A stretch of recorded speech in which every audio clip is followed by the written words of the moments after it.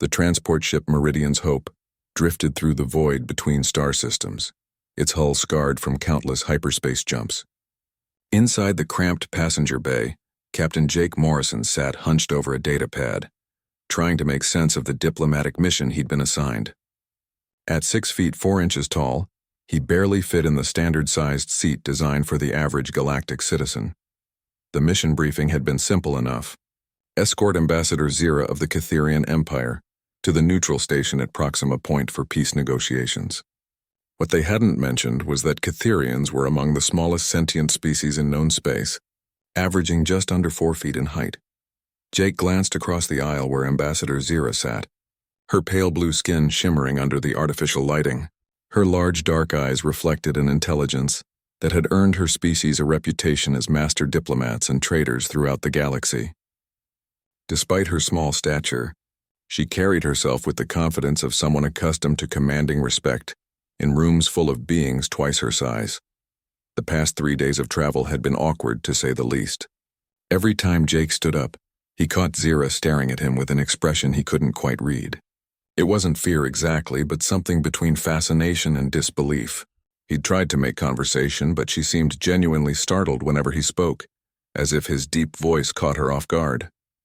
The ship's intercom crackled to life. All passengers were approaching Proxima Point Station. Prepare for docking procedures. Jake began gathering his belongings, careful not to bang his head on the low ceiling. As he stood, he noticed Zira had gone completely still, her eyes fixed on something behind him. He turned to see what had captured her attention and realized she was staring at the emergency equipment locker, mounted high on the wall. "Problem, Ambassador?" Jake asked, reaching up to check the locker's seal as part of his security routine. Zira's mouth fell open slightly as she watched his arm extend fully upward, his fingertips easily reaching the mechanism that was clearly designed to be accessed by most galactic species using a stepladder or gravity assist. You can just reach that?" she whispered, her voice barely audible over the ship's engines. Jake paused, suddenly aware of how his simple action might appear to someone of her size.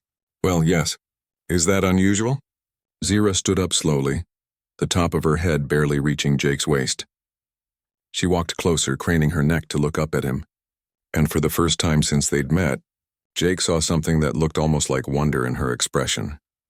"In all my years as a diplomat," she said quietly, "I've negotiated with Thrakari warriors, Zephyrian giants, even the Mechanical Nexus Collective, but I've never encountered a species quite like yours."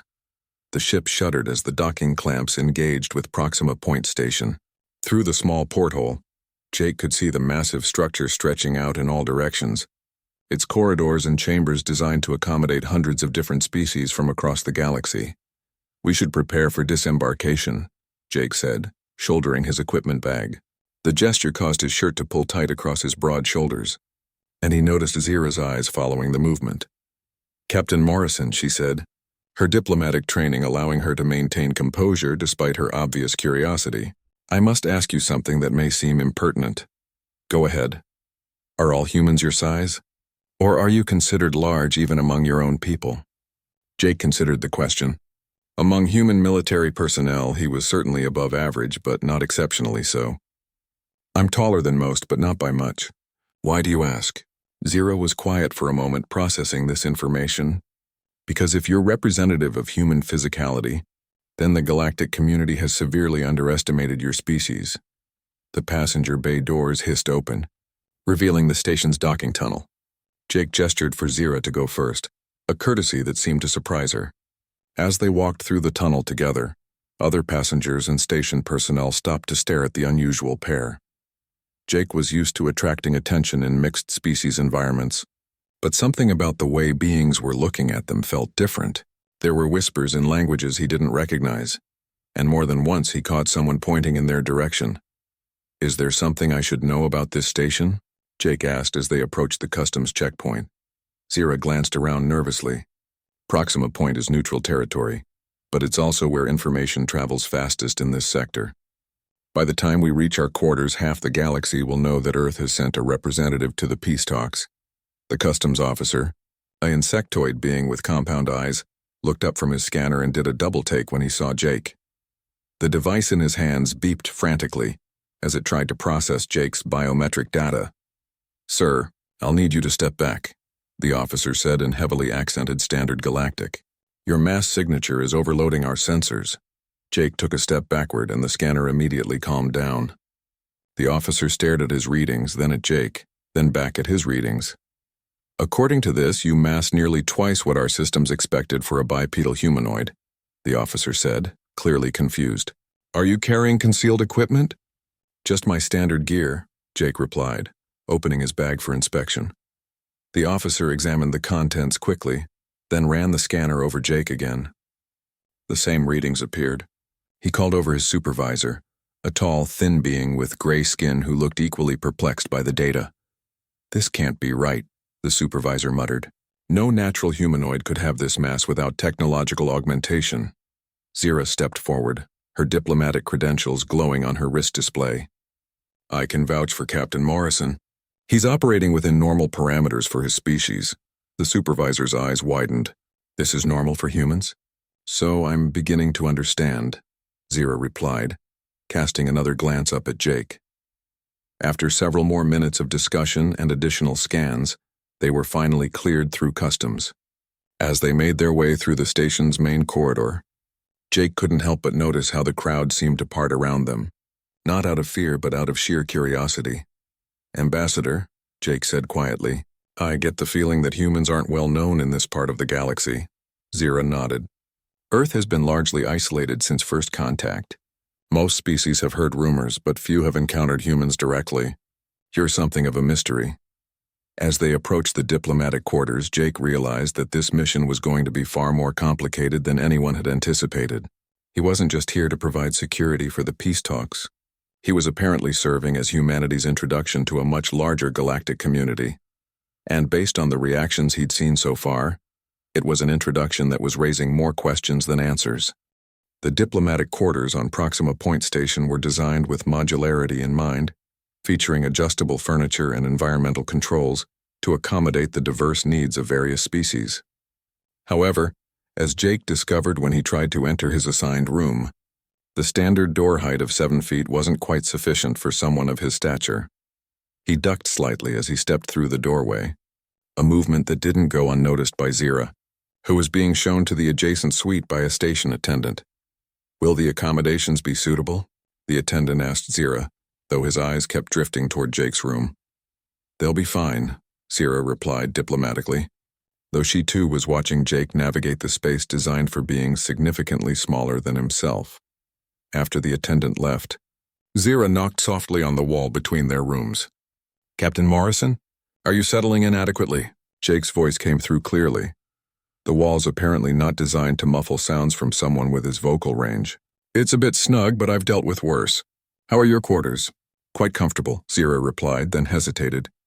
"Captain, would you mind if I asked you a few questions?" "For diplomatic purposes, of course." There was a pause before Jake responded. "Sure, should we meet in the common area?" Minutes later, they sat across from each other in the suite's shared living space, though sat was a relative term for Jake, who had to settle for a position that was more of a careful crouch on the low furniture. Zira pulled out a small recording device. "I hope you don't mind, but I think it would be beneficial for both our species if I documented some of these interactions." "Go ahead," Jake said, trying to find a comfortable position that didn't make him loom too obviously over the small ambassador. "First question," Zira began, her professional demeanor not quite masking her continued fascination. "You mentioned that you're taller than most humans, but not exceptionally so. What would you consider the normal range?" Jake thought for a moment. "Adult males typically range from about 5.5 to 6.5 feet. Females are usually a few inches shorter. I'm on the tall side, but you'd see plenty of people my size or bigger in any human city." Zira's recording device chirped as it processed the translation into her native language. "And the mass readings we saw at customs?" "I'm probably around 220 pounds, Jake said, then added when he saw her confused expression. "About 100 kilograms. Again, that's heavy for a human, but not unusually so." Zira was quiet for a long moment processing this information. "Captain, I need to be frank with you. The average Catherian adult mass is about 40 kilograms. You're more than twice the size of our largest individuals." "I gathered that," Jake said gently. "Is that going to be a problem for the negotiations?" I'm not sure yet, Zira admitted. But I think you should understand what we're walking into tomorrow. The peace talks involve 7 different species, and from what I know of their physiology, you're going to be significantly larger than any of them. Jake leaned back carefully, the chair creaking under his weight. Any advice on how to handle that? That's what I'm trying to figure out, Zira said. In my experience, physical presence affects negotiation dynamics more than most diplomats care to admit. Size can be intimidating, but it can also be reassuring depending on how it's presented. Their conversation was interrupted by a soft chime from the room's communication system. Ambassador Zira, Captain Morrison. This is Station Administrator Kellen. I have some updates regarding tomorrow's proceedings. Please, come in, Zira called out. The door slid open to reveal a being that looked like a cross between a lizard and a bird, standing about 5 feet tall with colorful plumage adorning his head and shoulders. Administrator Kellon stepped into the room, began to speak, then stopped mid-sentence as his gaze fell on Jake. By the 7 moons, Kellon whispered in his native tongue before switching back to Standard Galactic. The reports weren't exaggerated. Jake started to stand to greet the administrator properly, but Kellon quickly held up a hand. Please remain seated. I'm sorry, I didn't mean to stare. It's just that we've had to make some adjustments to the conference room. What kind of adjustments? Zira asked. Kellon pulled out a datapad, his clawed fingers dancing across the surface. Well, initially we were going to use conference room beta, which has standard seating. But after reviewing the biometric data from your custom scan, we realized that wouldn't be appropriate. I don't want to cause any trouble, Jake said. No trouble at all, Kellon assured him. We've moved the talks to conference room Alpha. It's normally used for meetings involving the Zephyrian delegation. They're a tall species, so the furniture should be more suitable. Zira looked intrigued. How tall are the Zephyrians? About 6 feet on average, Kellon replied. Though they're much more slender than humans appear to be. Appear to be? Jake asked. Kellon's plumage fluffed slightly in what Jake was beginning to recognize as a sign of embarrassment in various species. I apologize, Captain. It's just that we've been monitoring the station's gravitational sensors, and there's been some unexpected variance in the readings from this section. Jake and Zira exchanged glances. What kind of variance? Zira asked. The sensors are detecting gravitational fluctuations consistent with the presence of dense metallic objects, Kellon explained. Our security team initially thought someone might be smuggling heavy equipment, but the signatures correspond to your location, Captain Morrison. Jake frowned. You're saying I'm dense enough to register on gravitational sensors? Not dense exactly, Kellon said quickly. But humans appear to have a significantly higher proportion of dense tissue than most species. Bone density, muscle mass, that sort of thing. It's quite remarkable, actually. Zira leaned forward in her chair. Administrator, what do you know about human evolution? Very little, I'm afraid. Earth has been largely isolated since first contact. Most of what we know comes from early exploration reports, and those focused primarily on technology and basic biology. Well, Zira said thoughtfully, I think we're all about to get a crash course. Kellon's datapad chimed with an incoming message. He read it quickly, his expressive eyes widening. Speaking of which, I should inform you that word of Captain Morrison's presence has begun to spread throughout the station. We've had requests from several scientific delegations asking if they could meet with him. What kind of requests? Jake asked. The usual things, Kellon said diplomatically. Biometric studies, gravitational analysis, strength assessments. The Collective Research Institute is particularly interested in your species' apparent resistance to the station's variable gravity fields.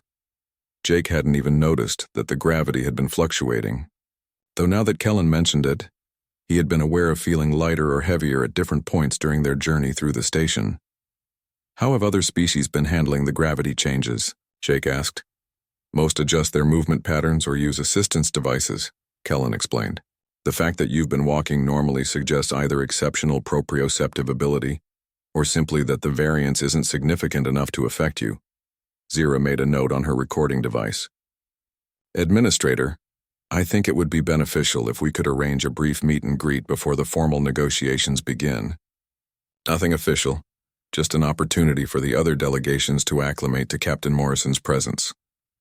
An excellent idea, Kellon agreed. I'll arrange something for this evening. Perhaps a welcome reception in the main diplomatic lounge?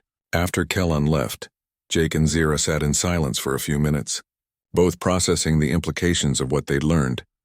"Captain," Zira said finally, "I think I'm beginning to understand why Earth has remained isolated for so long." "Because we're too big?" Jake asked with a slight smile. "Because you're too much," Zira replied, though her tone was more admiring than critical. "Too dense, too strong, too substantial. Most species in the galactic community have evolved toward efficiency, toward using less energy and resources. Humans seem to have gone in the opposite direction." Jake considered this. "And that's going to affect how the other delegations view us?" "I think," Zira said slowly, "that it's going to change how the entire galaxy views humanity. For better or worse." The diplomatic lounge on Proxima Point Station buzzed with quiet conversations in dozens of languages as representatives from various species mingled before the evening's welcome reception. Jake stood near the entrance, having arrived early at Zira's suggestion to allow the other delegates to observe him in a controlled setting before the formal introductions began.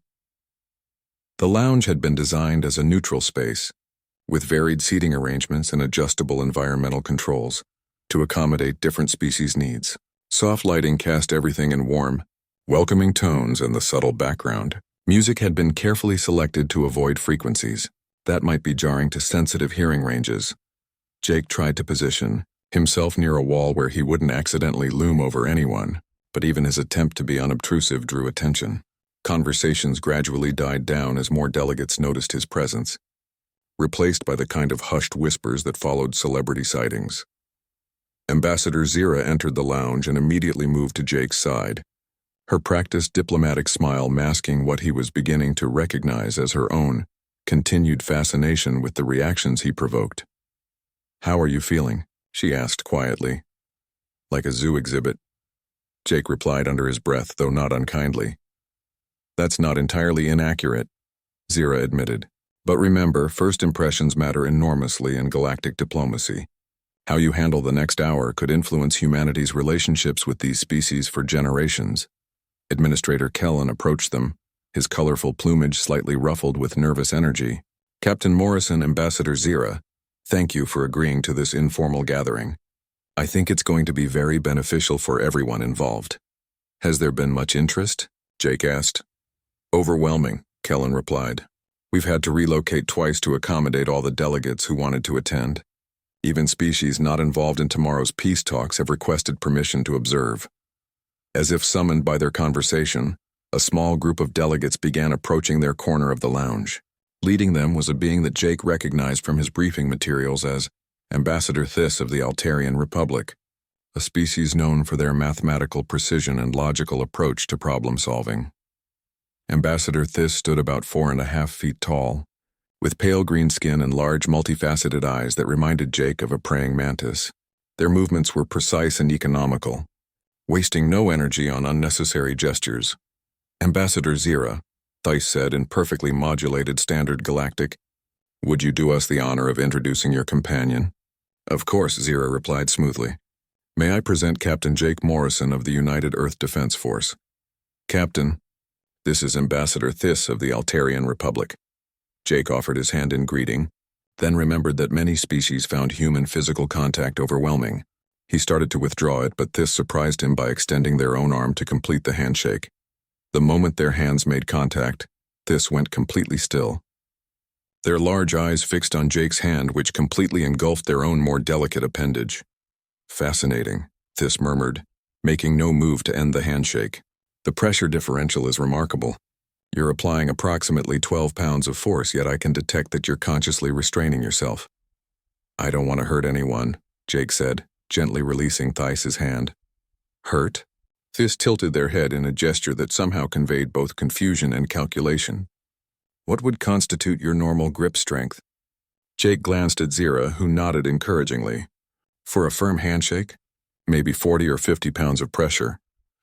The small group of delegates that had gathered around them exchanged looks of amazement. One of them, a being covered in what looked like crystalline scales, spoke up.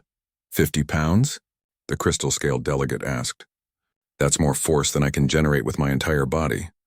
"Who am I speaking with?" Jake asked politely. Ambassador Crix of the Silicate Confederation, Zira provided. Their species evolved in low-gravity environments.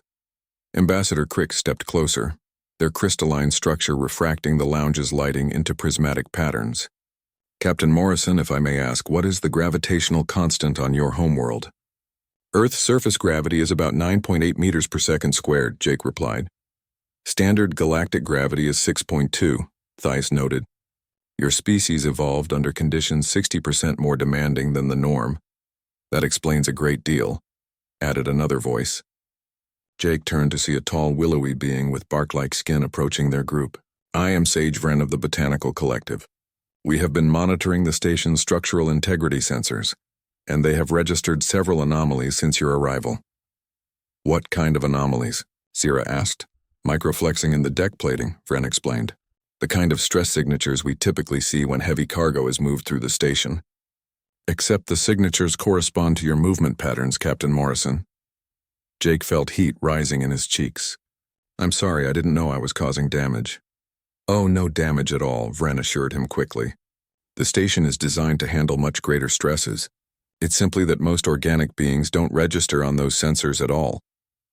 A new voice joined the conversation, this one carrying a melodic quality that reminded Jake of wind chimes.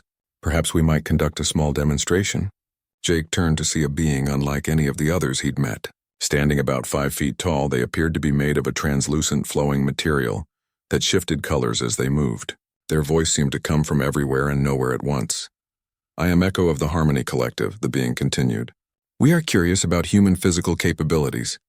What kind of demonstration? Jake asked cautiously. Echo gestured toward a section of the lounge, where several pieces of exercise equipment had been set up for species that required physical activity to maintain health during long diplomatic missions. Nothing strenuous, Echo assured him. Perhaps you could simply lift one of the weight calibration devices. The group moved toward the exercise area, drawing curious looks from other delegates throughout the lounge. The weight calibration device Echo had indicated was a standard piece of galactic fitness equipment, designed to provide measurable resistance for strength assessment. Ambassador Thys examined the device's display. It's currently set to standard configuration, maximum resistance of approximately 50 galactic units. How much is that in human terms? Jake asked. About 60 pounds, Zira translated after consulting her data pad. Jake approached the device, which was designed as a simple lifting mechanism with digital readouts for force measurement.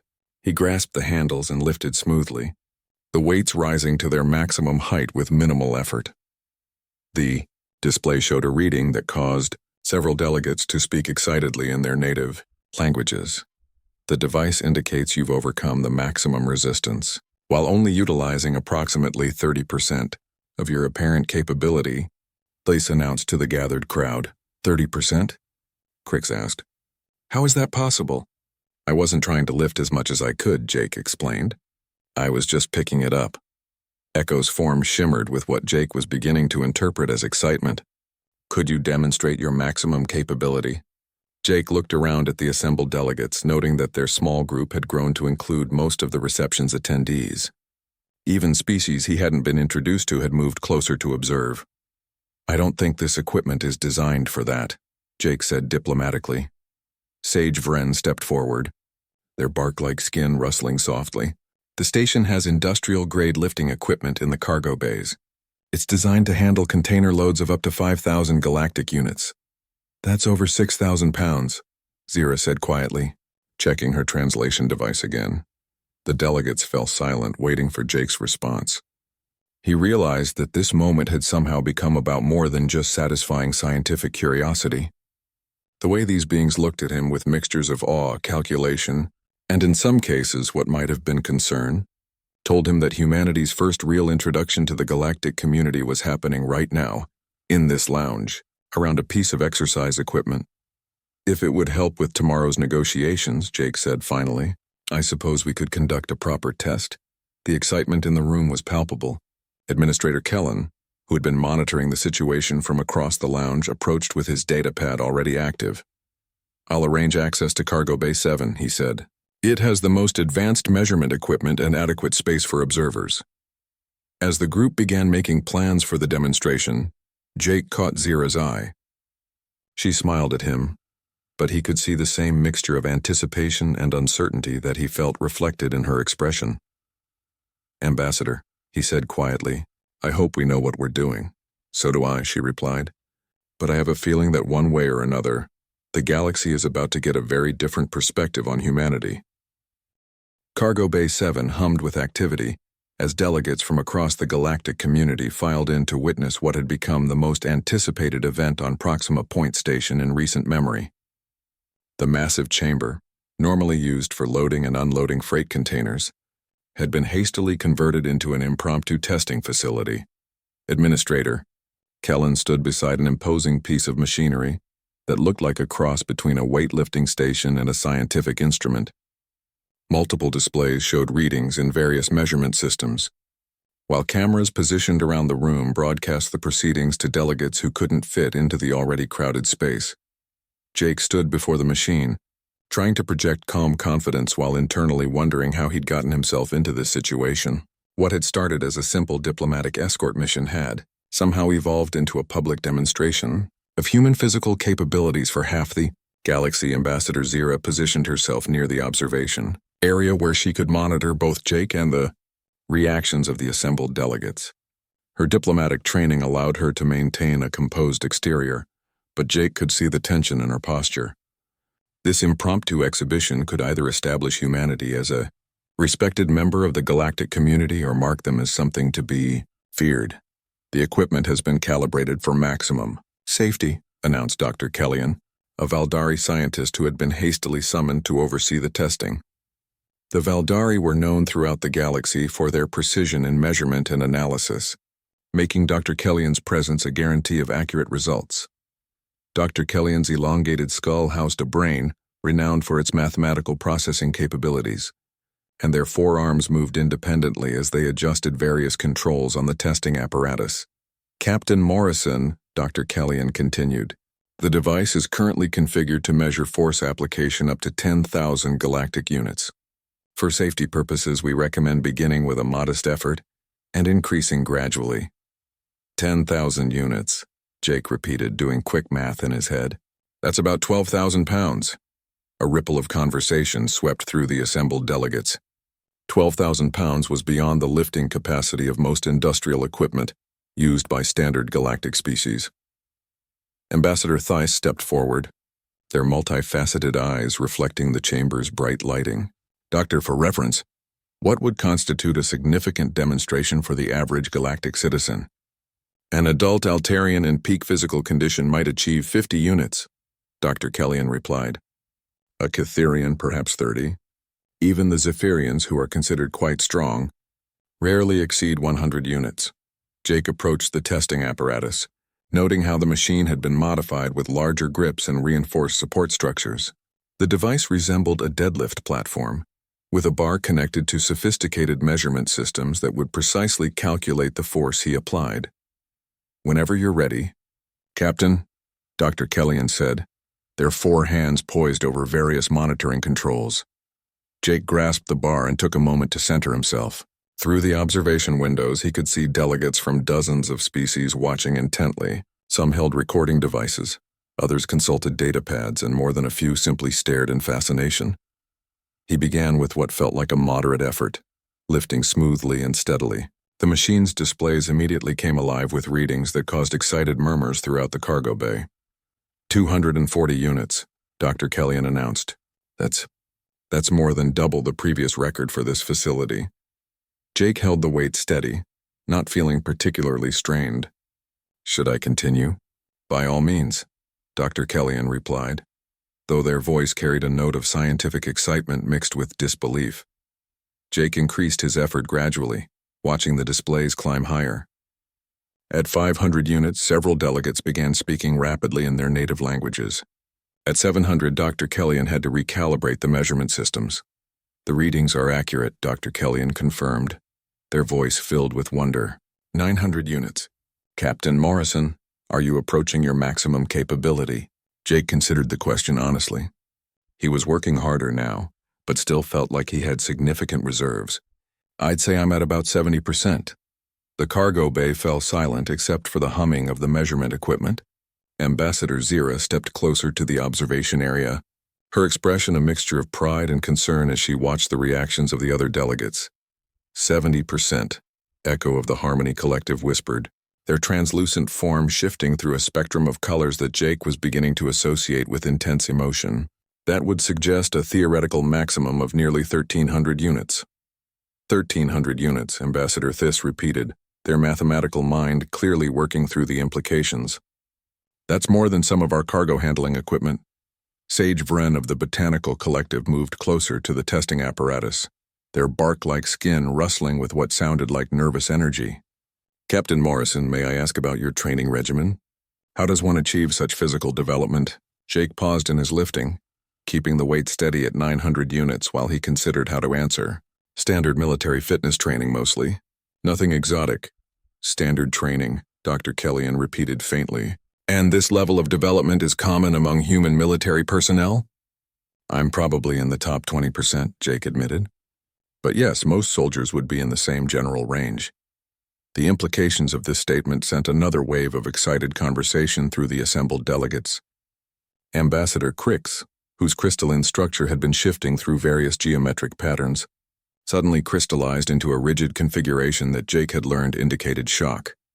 Captain, Crix said slowly, are you suggesting that humanity possesses significant numbers of individuals with comparable physical capabilities?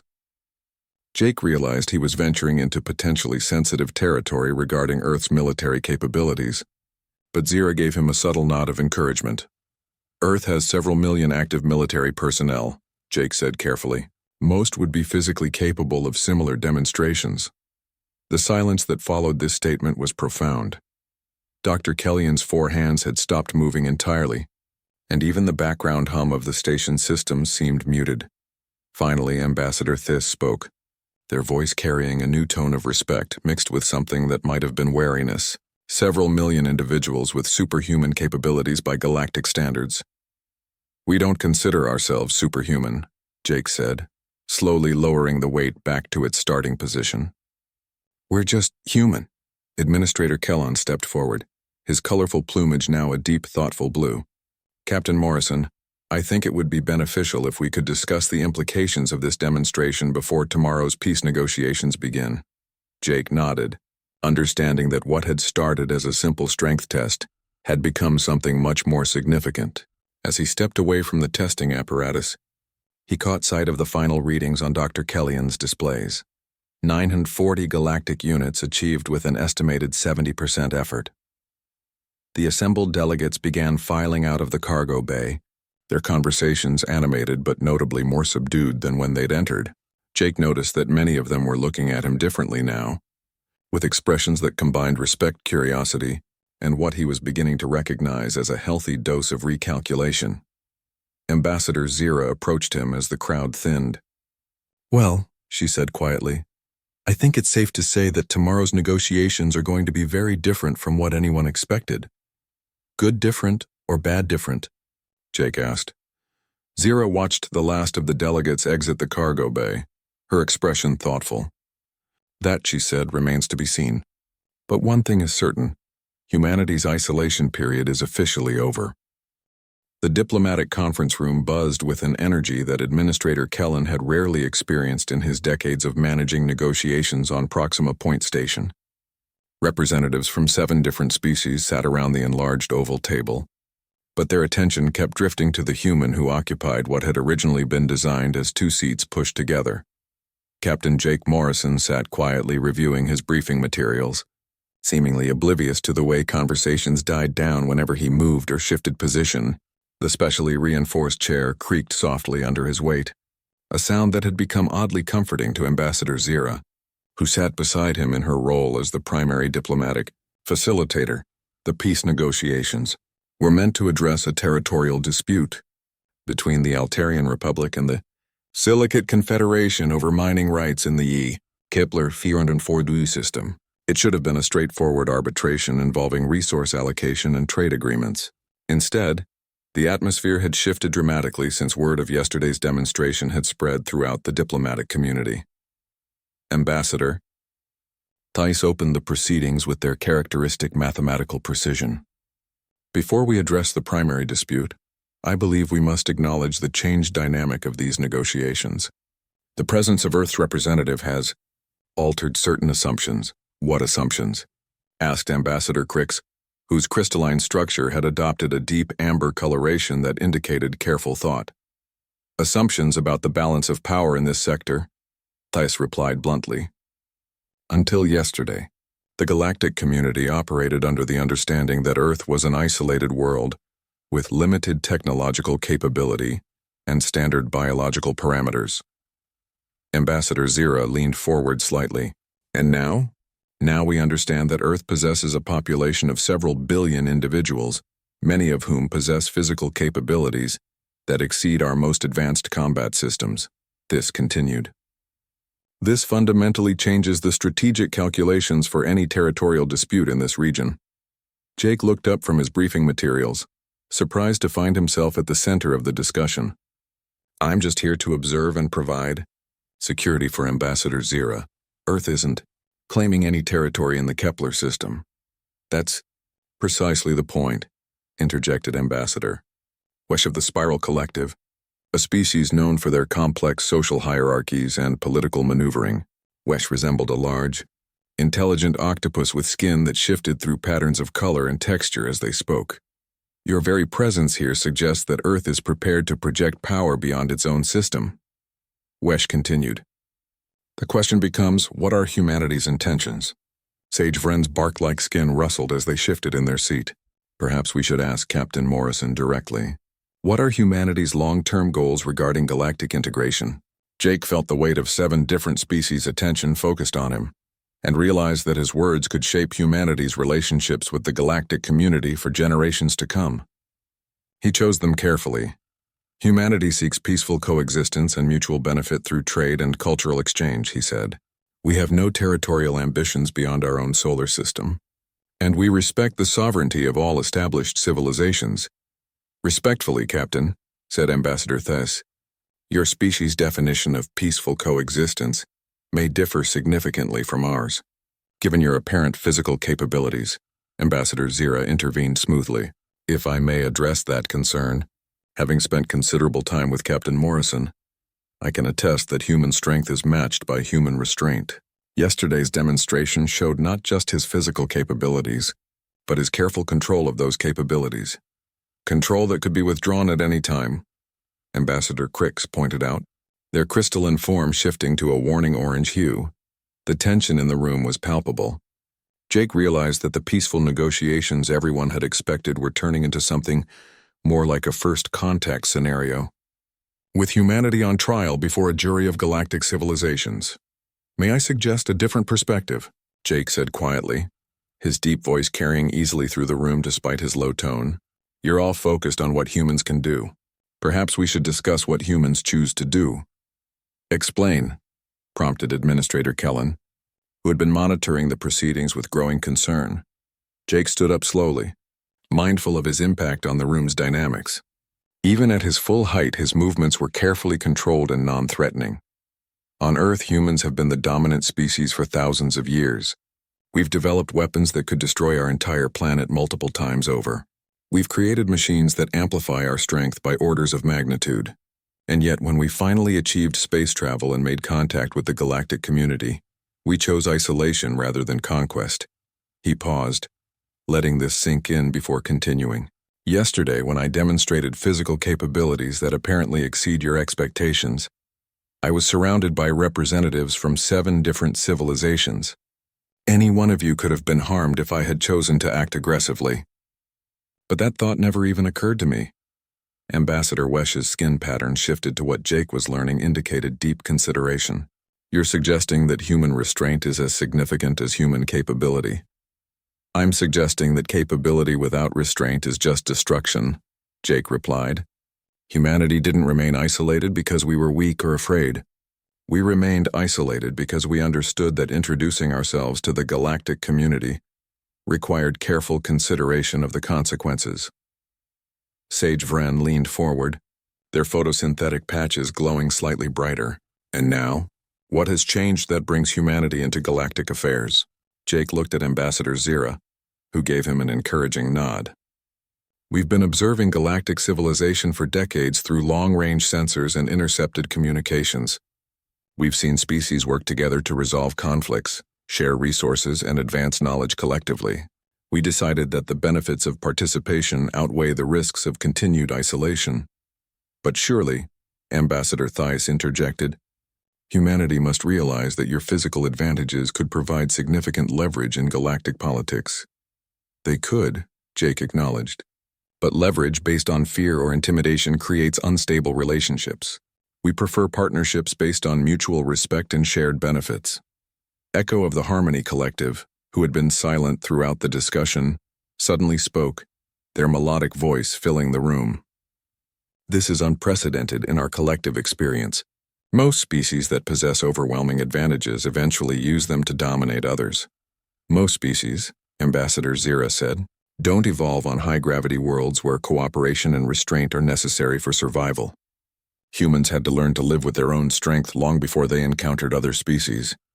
The room fell quiet as the delegates processed this information. Finally, Ambassador Crick spoke, their crystalline structure now a thoughtful blue-green. If humanity's intentions are as peaceful as you claim, would Earth be willing to formalize those intentions through treaty obligations? Jake considered this carefully. He wasn't authorized to negotiate treaties on behalf of Earth, but he could sense that this moment was crucial for humanity's future in the galactic community. I believe Earth would be very interested in discussing formal frameworks for peaceful coexistence, he said, including mutual defense agreements, trade partnerships, and cultural exchange programs. Administrator Kellen stood up, his plumage now a bright, optimistic gold. Then perhaps we should expand the scope of these negotiations. The original territorial dispute seems rather small in comparison to the opportunity for broader galactic cooperation. As the delegates began discussing the possibilities for expanded negotiations, Jake caught Ambassador Zira's eye. She was smiling, and for the first time since arriving at Proxima Point, he felt like they might actually be succeeding in their mission. 3 days of expanded negotiations had transformed the conference room into something resembling a diplomatic revolution. What had begun as a simple territorial dispute had evolved into the framework for the most comprehensive interspecies cooperation agreement in galactic history. Jake stood before a wall-mounted display showing a three-dimensional map of local space, pointing out strategic locations as he explained Earth's proposed contribution to galactic security. The other delegates watched intently, no longer startled by his movements or presence, but still clearly impressed by the casual way he manipulated objects that required assistance devices for most other species. Earth's location at the edge of this spiral arm makes it an ideal staging point for deep space exploration, Jake explained, highlighting several star systems on the map. We're proposing to establish joint research stations that could serve all member species. Ambassador Theiss studied the display with their characteristic analytical intensity. The energy requirements for maintaining stations at those distances would be substantial. How does Earth propose to address this challenge? Jake smiled, recognizing the underlying question. Human crews require less life support infrastructure than most species. We can operate in higher gravity, wider temperature ranges, and with less environmental control. That reduces the resource requirements significantly. Essentially, Ambassador Zira added, humans are naturally suited for the kind of harsh conditions that make deep space exploration difficult for other species. Sage Vren's photosynthetic patches brightened with interest. This could open entire regions of space that have been considered inaccessible due to resource constraints. Exactly, Jake replied. And in exchange, Earth gains access to galactic technology, trade networks, and scientific knowledge that would take us centuries to develop independently. Ambassador Wesch's skin pattern shifted through what Jake had learned indicated excitement mixed with careful calculation. The economic implications are staggering. Human physical capabilities could revolutionize resource extraction, construction, and exploration throughout the galaxy. But always as partners, never as conquerors, Jake emphasized. Every project would be joint ventures with shared benefits and shared control. Echo of the Harmony Collective resonated with a harmony that filled the room with a sense of optimism. The potential for cultural exchange alone justifies this cooperation. Humanity's unique perspective could enrich the collective knowledge of all species. Administrator Kellen consulted his datapad, which now contained draft agreements that were orders of magnitude more complex than the simple arbitration he'd originally been asked to facilitate. The preliminary framework includes provisions for technology sharing, joint exploration ventures, cultural exchange programs, and mutual defense agreements, he summarized. But there are still some concerns that need to be addressed. Ambassador Crick shifted to their formal negotiation coloration, a deep purple that indicated serious deliberation. The primary concern remains the question of human military capabilities. While Captain Morrison has demonstrated admirable restraint, the galactic community needs assurance that Earth's physical advantages won't be used for aggressive purposes. Jake had been expecting this question throughout the negotiations. What kind of assurances would satisfy your concerns? Transparency, Ambassador Thiss replied immediately. Full disclosure of Earth's military capabilities, weapons technology, and defense strategies. That's a significant request, Jake said carefully. Most species keep their military capabilities confidential. Most species don't possess physical capabilities that make them individually equivalent to combat mechs, Ambassador Crix pointed out. Ambassador Zira leaned forward. Perhaps we could propose a compromise. Limited transparency through joint inspection protocols, combined with formal treaty obligations regarding the use of force. What kind of treaty obligations? Sage Vren asked. Jake considered his words carefully, knowing that his response could determine whether these negotiations succeeded or failed. Earth would be willing to agree to restrictions on the development of weapons specifically designed to exploit human physical advantages. We could also accept monitoring of our military deployments outside the Sol system. In exchange for what? Ambassador Wesh inquired, their skin patterns indicating sharp interest.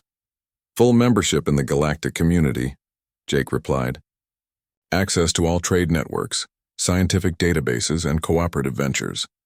Plus formal recognition of Earth's sovereignty and human rights throughout galactic space. The delegates exchanged glances, and Jake could sense the complex calculations taking place as each species considered the implications for their own interests.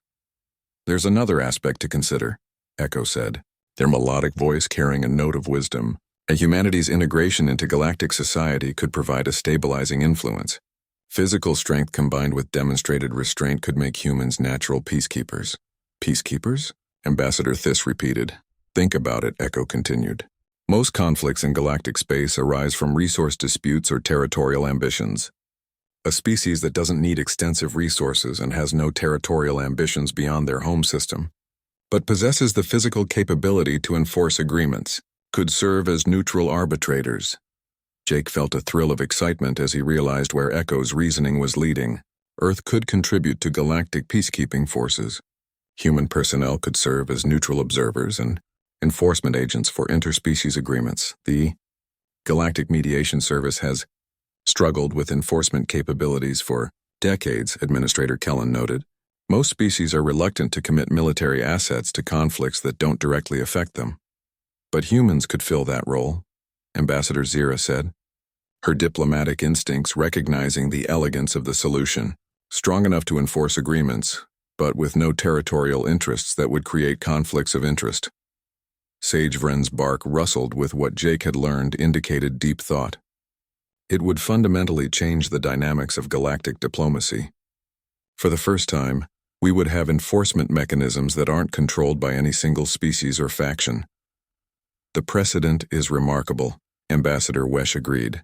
A species volunteering to serve as neutral enforcers rather than seeking to dominate others. Ambassador Crix crystallized into a formation that indicated formal decision-making. If Earth were willing to commit to such a role, it would address most concerns about human military capabilities. The strength becomes an asset for all species rather than a potential threat. Jake realized they were approaching a historic moment.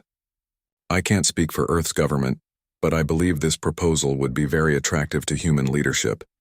It offers us a meaningful role in galactic society while addressing everyone's security concerns. Then we have the framework for an agreement, Administrator Kellen said, his plumage now bright with excitement. A comprehensive cooperation treaty that establishes Earth as a full member of the galactic community. with special responsibilities for peacekeeping and neutral arbitration. As the delegates began discussing the specific details of implementation, Jake caught Ambassador Zira's eye. She was beaming with pride, and he realized that what had started as a simple escort mission had become humanity's entrance into a much larger universe. "Ambassador," he said quietly, "I think we're about to change everything." "Yes," she replied, her voice filled with wonder, "and it's going to be extraordinary." 6 months after the Proxima Point Accords were signed, Jake stood on the observation deck of the New Earth Embassy station, watching construction crews from a dozen different species work together to build humanity's first permanent diplomatic outpost in galactic space. The station itself was a marvel of cooperative engineering, designed to accommodate the needs of multiple species while serving as a symbol of interspecies unity. Ambassador Zira joined him at the viewing port, her small frame now familiar and comfortable beside his larger presence. Over the months since their first meeting, their professional relationship had evolved into a genuine friendship built on mutual respect and shared experiences. "The botanical collective's growing chambers are coming along beautifully," Zira observed, pointing to a section of the station where Sage Vren's people were installing specialized environmental systems. "And the Altarian computational cores should be online within the week." Jake nodded, still amazed by how much had changed since that first awkward encounter in the transport ship. "Any word from the Harmony Collective about the cultural exchange program?" "Echo reports that the first group of human artists and musicians will arrive next month," Zira replied. "They're particularly excited about human percussion instruments. Apparently, the dynamic range is unlike anything they've encountered." The irony wasn't lost on Jake that humanity's physical strength, which had initially caused such concern, was now opening doors to cultural and artistic collaboration. Human musicians could create sounds that other species found beautiful, but couldn't reproduce, while human artists worked with materials that required strength and precision, beyond most galactic citizens' capabilities. "Captain Morrison to the command center," came an announcement over the station's communication system. "Priority message from Earth Command." Jake and Zira made their way through the station's corridors, passing work crews and diplomatic personnel from species across the galaxy. The sight of humans working alongside Catherians, Altarians, and others had become commonplace, though Jake still occasionally caught newer arrivals doing double takes at his size. The command center bustled with activity as staff from multiple species coordinated the complex logistics of interspecies diplomacy. Jake approached the primary communication console, where a message waited marked with Earth Command's highest priority designation. "This is Captain Morrison," he said into the transmitter. "Captain, this is Admiral Chen," came the familiar voice of Jake's commanding officer. "I'm calling to inform you that the Galactic Council has formally approved Earth's first peacekeeping deployment." Jake felt a surge of excitement. This was what they'd been working toward since the Proxima Point negotiations. "What's the situation, Admiral?" "Resource dispute in the Tau Ceti system between the Spiral Collective and the Crystalline Confederation," Admiral Chen explained. "Both sides have requested neutral arbitration, and the Council has asked for human peacekeepers to oversee the settlement. How many personnel are we deploying?" Jake asked. 50 peacekeepers under your command, plus diplomatic and technical support staff. Ambassador Zira has been requested specifically to serve as senior diplomatic liaison." Jake looked at Zira, who was listening intently to the conversation. Her expression showed the same mixture of excitement and nervous anticipation that he felt. "When do we deploy?" Jake asked. "The transport unity will arrive at your location in 72 hours, Admiral Chen replied. "This is a historic mission, Captain. The first time humans will serve as neutral peacekeepers in a galactic dispute. The precedent you set will shape how humanity is perceived throughout the galaxy." After the communication ended, Jake and Zira walked to the station's diplomatic center, where representatives from the various galactic species were coordinating their response to the Tau Ceti situation. Ambassador Theiss approached them immediately, their multifaceted eyes reflecting the excitement that seemed to permeate the entire station. "Captain Morrison, Ambassador Zira, congratulations on this assignment. The mathematical probability of successful resolution increases significantly with human peacekeepers involved." "Thank you for the confidence," Jake replied. "Do we have detailed briefings on the dispute?" The Spiral Collective claims exclusive mining rights based on first discovery, Sage Vrun explained, their bark-like skin rustling with agitation. The Crystalline Confederation argues that their people have been using the system for meditation retreats for centuries, giving them prior claim. Ambassador Wesh's skin patterns shifted through complex geometric designs as they added, both sides have assembled significant fleets in the system. The potential for conflict is substantial, but both sides have also agreed to accept human arbitration, Echo noted, their harmonious voice carrying notes of optimism. They specifically requested Captain Morrison's team after reviewing the reports from our negotiations here. Jake realized that the success of the Proxima Point Accords had created expectations that might be difficult to meet. What makes them think we can resolve a dispute that the regular mediation service couldn't handle? Because you're physically capable of enforcing whatever agreement you reach, Ambassador Crix replied, their crystalline structure now a confident gold color. The threat of human intervention provides incentive for both sides to negotiate in good faith. We're not there to threaten anyone, Jake said firmly. We're there to help them find a solution that works for everyone. Exactly, Ambassador Zira agreed. But sometimes the knowledge that enforcement is possible makes negotiation more attractive than confrontation. Over the next 3 days, Jake and Zira worked with representatives from across the galactic community to prepare for their mission. The level of cooperation was remarkable, with each species contributing their unique expertise to ensure the mission's success. The Altarians provided detailed mathematical models of resource distribution scenarios. The Botanical Collective offered environmental impact assessments. The Harmony Collective created mediation protocols based on psychological profiles of both disputant species. When the transport unity arrived, Jake was amazed to see that it had been modified to accommodate human crew requirements, while maintaining compatibility with galactic standard systems. The ship represented the same spirit of cooperation that had made the Proxima Point Accords possible. As they prepared to depart for Tau Ceti, Administrator Kellen approached Jake and Zira at the docking port. His plumage had taken on the formal colors of ceremonial significance. Captain Morrison, Ambassador Zira, he said solemnly, you carry with you the hopes of the entire galactic community. This mission will determine whether the cooperative ideals we've established here can be successfully applied to real conflicts throughout the galaxy.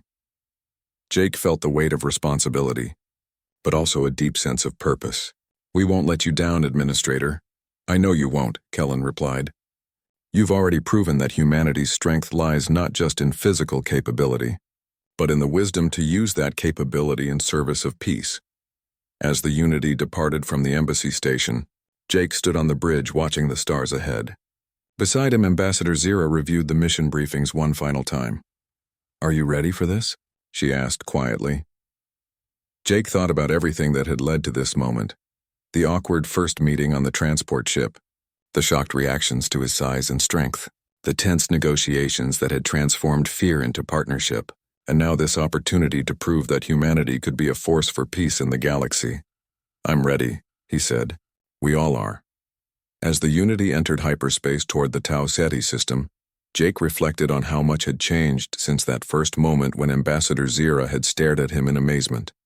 Her initial shock at human size had sparked a chain of events that was reshaping the entire galaxy's understanding of what it meant to be strong. Humanity had found its place among the stars, not through conquest or intimidation, but through the demonstration that true strength lay in the choice to protect rather than dominate. And as they headed toward their first peacekeeping mission, Jake knew that this was only the beginning of humanity's contribution to a larger, more cooperative galaxy. The future stretched ahead of them, filled with possibilities that none of them could have imagined when a small alien diplomat first whispered in amazement, "It's too big." Now humanity's size was no longer a source of fear or misunderstanding, but a symbol of the protection and peace they brought to the galactic community. The story of humanity among the stars had truly begun.